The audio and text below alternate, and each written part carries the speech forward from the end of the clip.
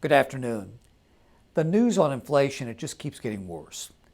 On Thursday, the Consumer Price Index, the CPI, it measures the price of goods and services.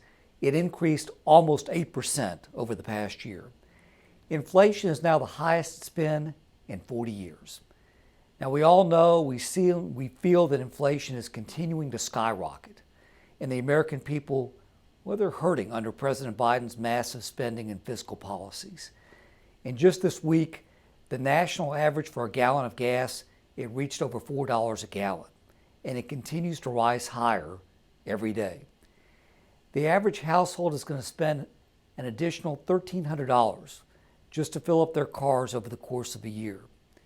West Tennesseans and people across the country should not be suffering from the high cost of fuel when we have the capacity to produce energy right here at home in the U.S. On day one of his presidency, Biden halted the Keystone Pipeline and he issued a moratorium on new oil and gas permits on federal land. And then he gave the green light on a pipeline for Putin. Our country should never have to rely on foreign adversaries for oil and gas, especially Russia. The U.S. should not be begging dictators in Venezuela or Saudi Arabia for oil and gas. Let's get it here from our own natural resources right here in this country.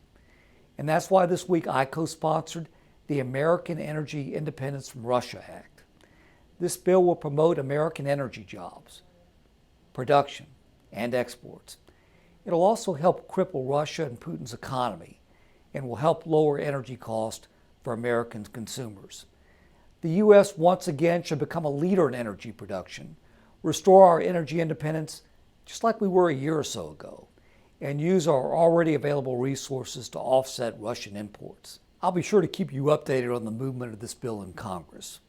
Now, as always, if you have any questions, any concerns, or any comments, please don't hesitate to reach out to our offices in West Tennessee or in Washington.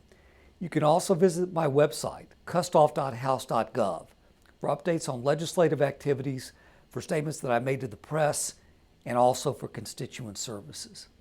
It's an honor to represent West Tennessee, and I hope you have a great and a wonderful weekend. Thank you very much.